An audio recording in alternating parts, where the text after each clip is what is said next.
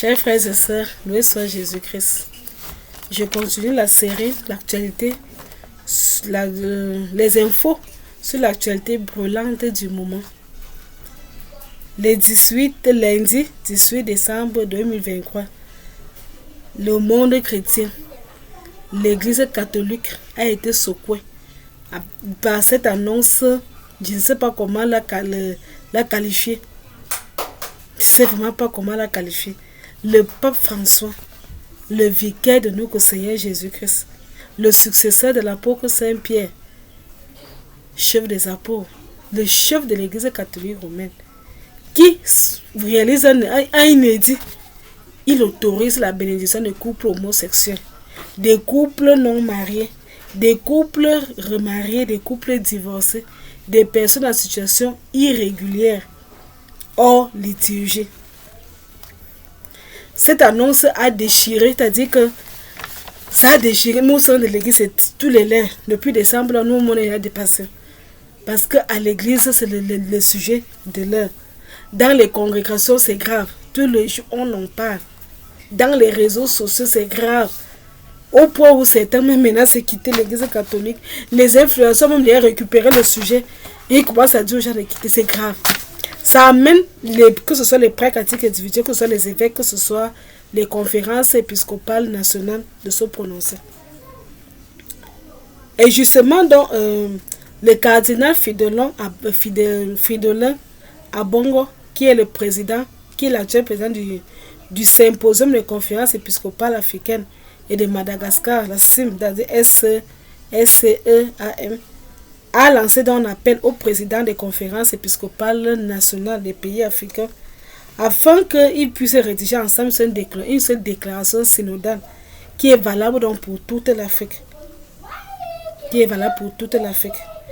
il demande aux évêques, les conférences épiscopales nationales, dont les évêques des pays, ont jusqu'à la deuxième quinzaine du mois de janvier. Pour donner leur avis. Donc, d'ici la mi-janvier, d'ici la fin du mois de janvier, si vous voulez, nous aurons la position commune africaine. Voilà. C'est là que nous pouvons comprendre pourquoi actuellement les évêques sortent. Soit chaque évêque dans son diocèse, soit la plupart du temps les conférences épiscopales donnent leurs avis. On connaît l'avis de certains pays. Par exemple, la conférence épiscopale nationale du Cameroun a dit qu'ils sont contre.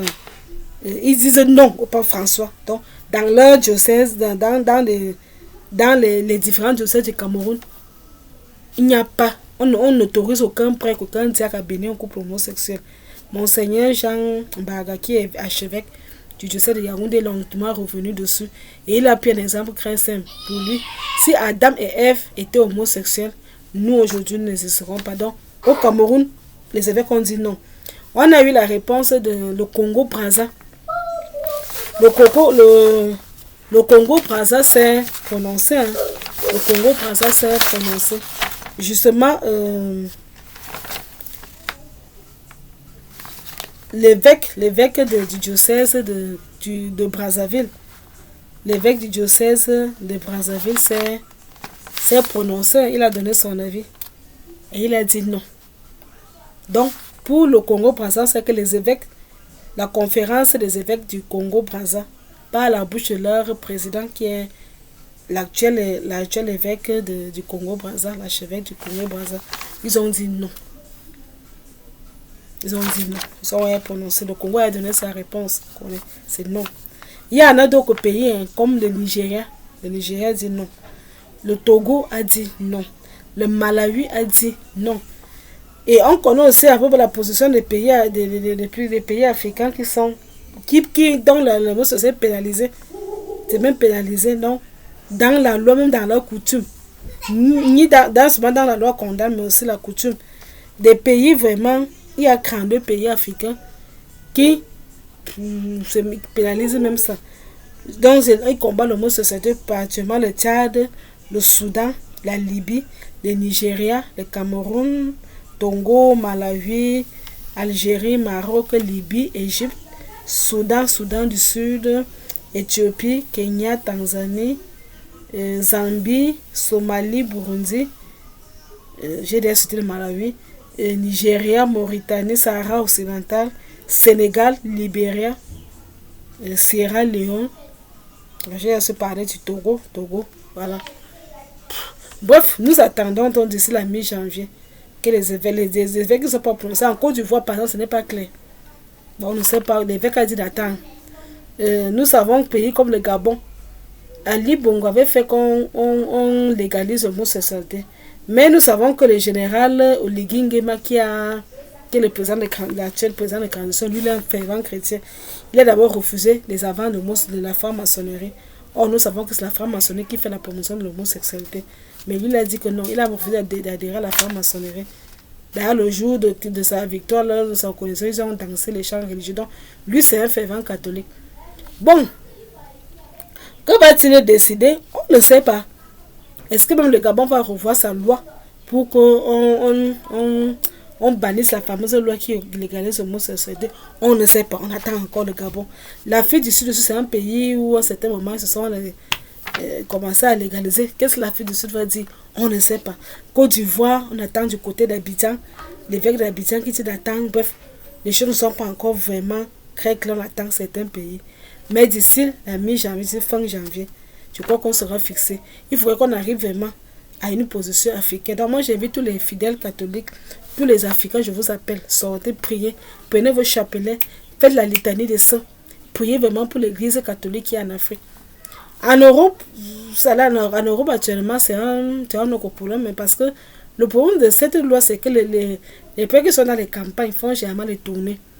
Bon, en Afrique, ça, on ne connaît pas encore. Bon, c'est vrai que même en Afrique, les prêtres font le tourner, mais ce n'est pas tellement développé.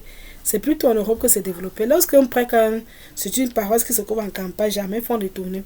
Et jamais, comme l'église même ne donne plus l'argent dans les paroisses, c'est jamais les fidèles.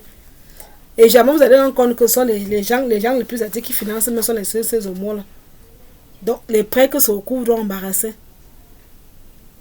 Quand ils se recouvrent embarrassés, il arrive dans une paroisse. C'est l'homo, celui qui est femme, là qui finance. Or, on dit souvent que la main qui nourrit, c'est lui qui donne. Donc, il se recouvre là. Or, c'est bien écrit dans la loi de Dieu que l'homosexualité est bannie. Et puis, on encourage les couples à aller se marier à l'église. Les histoires d'union libre qui ont comme promu en Europe, là, seulement, surtout en France, on dit que mariage pour tous. Donc, maman, tu peux te marier avec ta voiture, tu peux te marier avec ton chien. C'est quoi cette histoire-là? Il promeut l'union libre. François Hollande était champion pour ça. Ségolène Royal, 25 ans, 4 enfants. Rien. Il a pu Valérie Kievel. Ils ont premier président français. Pas de mariage. C'est union libre. A fait Valérie Kievel.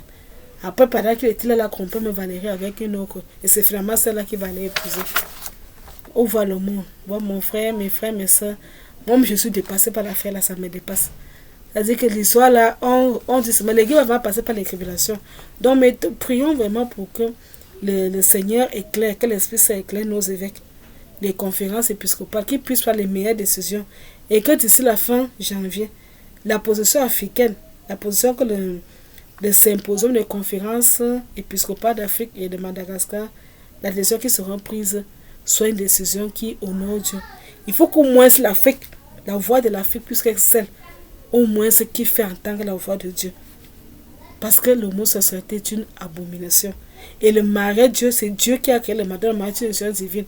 Nous devons encourager les couples, les gens qui font l'union libre en concubinage, d'aller se marier à l'église. Le mariage à l'église est un sacrement. Dans l'église catholique, c'est un sacrement. Je ne sais pas pourquoi les gens ne veulent plus se marier à l'église. Même à l'état civil, ils ne veulent même pas aller à l'état civil. Ils préfèrent vivre comme ça, ils peuvent faire 20 ans. Ils disent que union libre de quoi? Maintenant, on voit des pères qui sont en forme de couple avec leurs enfants. Et ils sont fiers. Nous, on a 2 enfants, 3 enfants. Et tu les vois aller à l'église tous les jours. Ça ne les dérange pas. Ils sont à l'église tous les jours. C'est quel satanisme, c'est quelle abomination ça. Un père, tu fais 2, 3 enfants avec ta fille. La fille, elle préserve, présente même ça.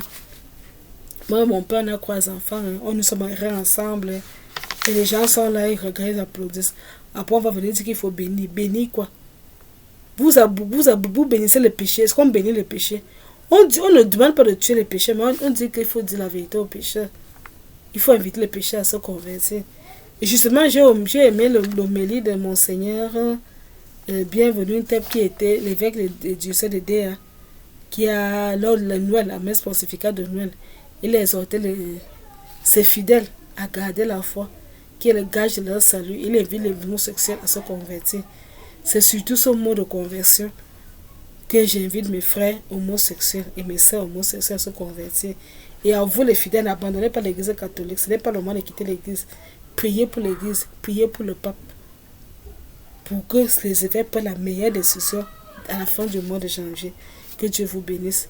Nous restons ensemble, nous continuons à mener le bon combat. Au nom de notre Seigneur Jésus-Christ. Amen. Que Dieu vous bénisse. Bye bye.